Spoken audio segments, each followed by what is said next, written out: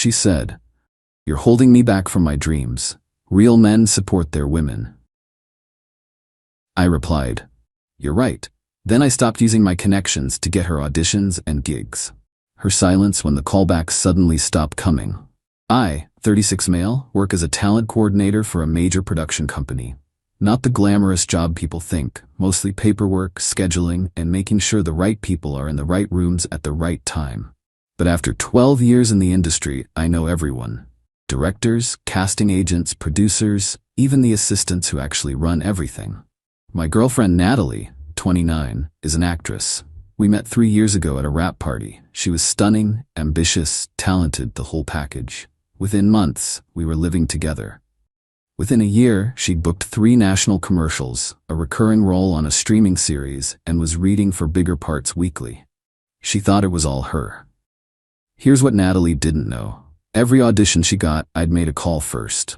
Not to guarantee her the part. That would be unethical. But to make sure her headshot didn't end up in the trash pile with the other 1,000 submissions. Every callback happened because I'd mentioned to someone that they should really take a look at this one. The recurring role? The director owed me a favor from when I helped his daughter get an internship.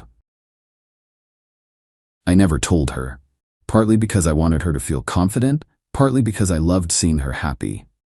When she'd come home excited about a new opportunity, I'd celebrate with her like I was hearing it for the first time. 2 weeks ago, everything changed. We were at dinner with her actor friends, Blake, Cassandra, and Joel. They were complaining about the industry, the usual stuff. No callbacks, no opportunities, talent being overlooked. Natalie laughed. "You guys just need to work harder. I mean, I've been grinding, really putting myself out there, and look where it's gotten me. 3 years in the city, and I'm already recurring on a show." Blake raised an eyebrow. "Must be nice. I've been here 7 years. "That's what I'm saying," Natalie continued. "Maybe you need to reassess your approach. Are you really giving it everything?" The condescension was thick. But then she turned to me. "Poor Tom here has been in the industry forever, and he's still just a coordinator. No ambition. But that's fine. Not everyone can be a star. Someone needs to do the paperwork, right, babe?" The table went quiet. Cassandra looked uncomfortable. Joel suddenly found his pasta fascinating. "I keep telling him," Natalie continued, oblivious, "that he's holding me back. Like, I need a partner who matches my energy, my drive. Real men support their women's dreams, not just exist." "I support you," I said quietly. She patted my hand. "Emotionally, sure, but I need someone who can open doors, make connections. You've been doing the same job for 5 years. Where's your network, your influence? I'm basically carrying this relationship." Blake cleared his throat. "Nat, that's kind of harsh." "It's honest," she corrected.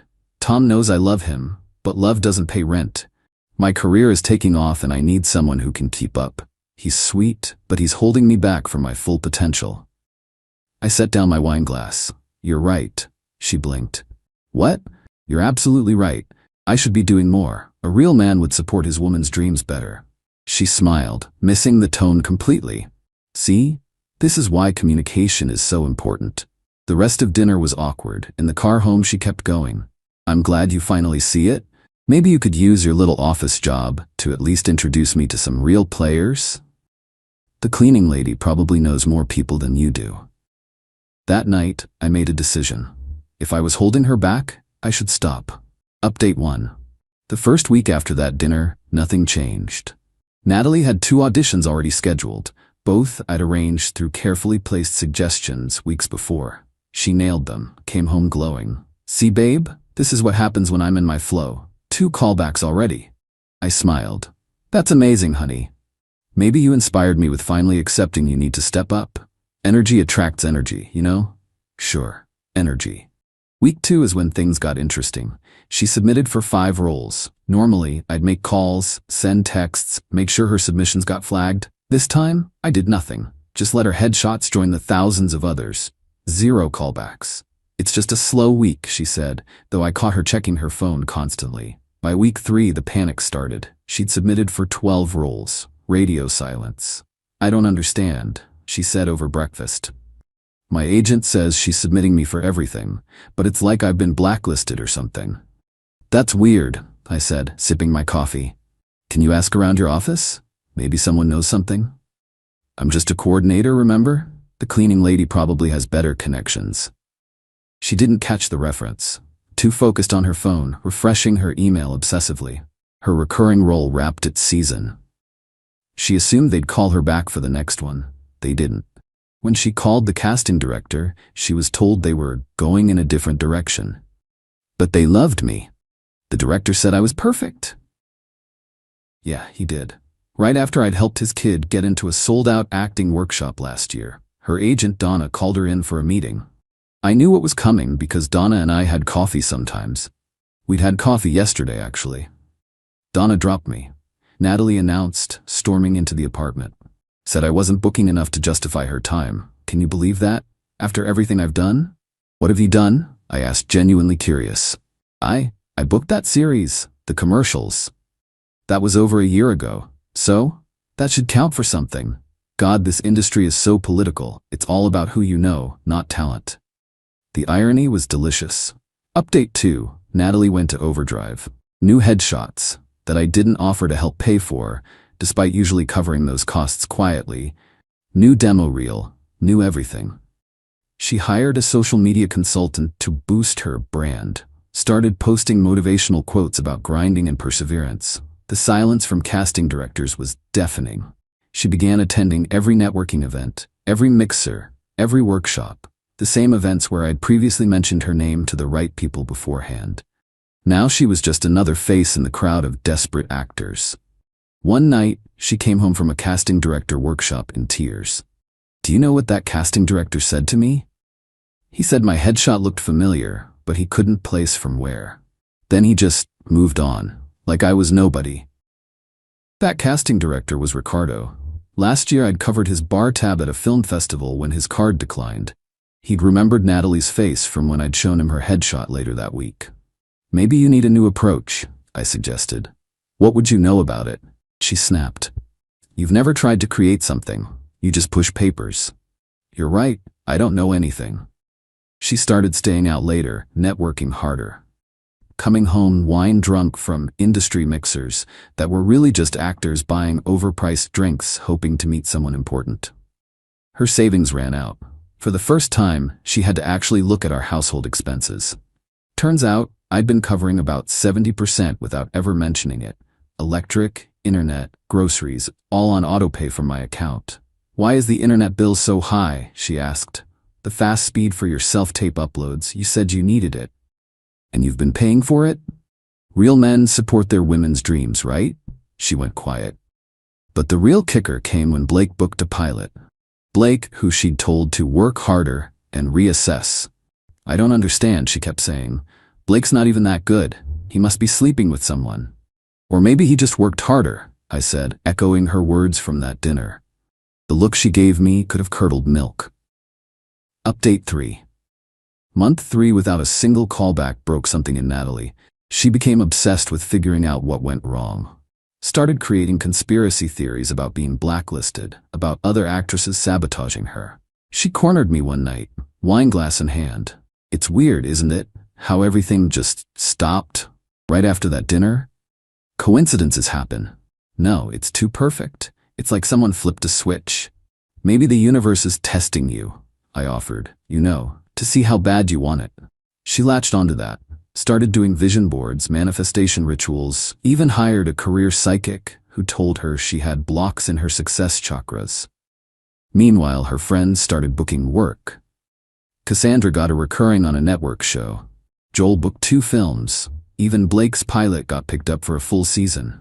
The group dinners became torture for her. Everyone celebrating while she sat there with nothing to report except the latest workshop she'd paid for with credit cards. Maybe, Cassandra said carefully one night, you should ask Tom for help. He works in the industry and… Tom? Natalie laughed bitterly. Tom's just a coordinator. What's he gonna do? Recommend me to the copy room? Cassandra and Joel exchanged looks. Blake just shook his head. Later, Blake pulled me aside at the bar. Dude, I know what you do for the studio. You're not just a coordinator. You're the coordinator. Everyone knows you're the guy who… Who what? I asked. Come on. Cassandra's callback for that network show? She mentioned you gave her a heads up about what they were looking for. And Joel's film? The director said you recommended him. I help friends when I can. So why aren't you helping Natalie? I took a sip of my beer.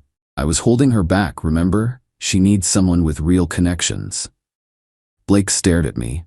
Then a slow smile spread across his face. Holy you were helping her. This whole time. I don't know what you're talking about. And now you're not, that's why He started laughing. Oh man, that's cold. That's so cold. I love it. Update 4. Last week, Natalie hit rock bottom. 6 months without a single callback. Credit cards maxed. No agent, no manager, no prospects. She'd started looking at regular jobs, but her resume was just 3 years of acting with gaps. Then Donna called, her ex-agent. I heard through the grapevine that you're struggling. Donna said when Natalie put her on speaker. I was in the other room but could hear. I wanted to reach out because, well, I feel partially responsible. You dropped me. I dropped you because Tom stopped advocating for you. Silence. What do you mean? Natalie's voice was small. Honey, Tom Fletcher is one of the most connected people in this industry. He's been placing actors for over a decade. Every role you've booked since you've been together. Did you really think that was coincidence? I don't. What are you saying? I'm saying your boyfriend essentially managed your career without you knowing it. Every audition, every callback, every booking, Tom made sure you got seen. He never asked for anything, never took credit. Do you have any idea how many actors would kill for that kind of support? But he's just a coordinator. He's a senior talent coordinator who literally decides which headshots make it to directors' desks. He has half the casting directors in town on speed dial. The recurring role you had? The director specifically told me he gave you a shot as a favor to Tom. I walked into the room. Natalie was white as a sheet, phone trembling in her hand. I have to go, she told Donna and hung up. We stared at each other. Is it true? She whispered. Does it matter? I was holding you back, remember? Tom, I didn't know. You didn't ask. You just assumed I was nobody, that I had no ambition, no connections, no value beyond emotionally supporting you. I'm sorry. You told a table full of people that I was less than you, that I was holding you back from your potential, that you were carrying this relationship. I didn't mean. You meant every word. You just didn't have all the information. She started crying. Not pretty actress tears, ugly, snotty, real tears. Please, I'm sorry. I was horrible. Can you help me again? Just one audition? I'm desperate. No. Tom, please, I'll do anything. I'll tell everyone how amazing you are. You'll what? Treat me with basic respect, acknowledge my contributions? That ship sailed. So you're just going to let my career die? I'm not doing anything. You're just experiencing the industry without help. The same industry every other actor faces. Turns out you're not special. You're just another pretty face in a city full of them. Final update. It's been 8 months since that dinner. Natalie moved out 3 months ago when she couldn't make rent. Last I heard, she's living with her parents back in Ohio, working at the yoga studio where she used to teach. She sent me one last email. Tom, I know you'll probably never read this, but I need you to know that I get it now. I was so blinded by my own ego that I couldn't see what was right in front of me. You didn't just support my dreams, you were my dreams. Every success I had was because of you, and I threw it away because I was too arrogant to see it. I'm not asking for forgiveness or help. I just wanted you to know that I understand now what I lost. It wasn't just my career. It was the best partner I could have asked for. I didn't reply. Blake's pilot got renewed for 3 seasons. I may have mentioned to the network exec that he's incredibly reliable and professional. Cassandra just booked a lead in an indie film. The director happened to get her reel after I accidentally included it in an email about something else. As for me, I'm doing the same job. Still just a coordinator, still pushing papers. But Melissa, the new actress who just moved into the building, brought me cookies to thank me for helping her with a broken mailbox. She's talented, kind, and when I mentioned I work in the industry, she said, "That must be stressful. How about I cook you dinner as a thank you for the mailbox help?" She didn't ask for a single contact, didn't mention headshots, just wanted to cook dinner for the nice guy who helped her out. We've had 3 dinners now. She still doesn't know exactly what I do. When it came up, I just said, I help connect people with opportunities. That sounds really fulfilling, she said. Using your position to help others achieve their dreams? That's beautiful. Yeah, it kind of is. When they deserve it.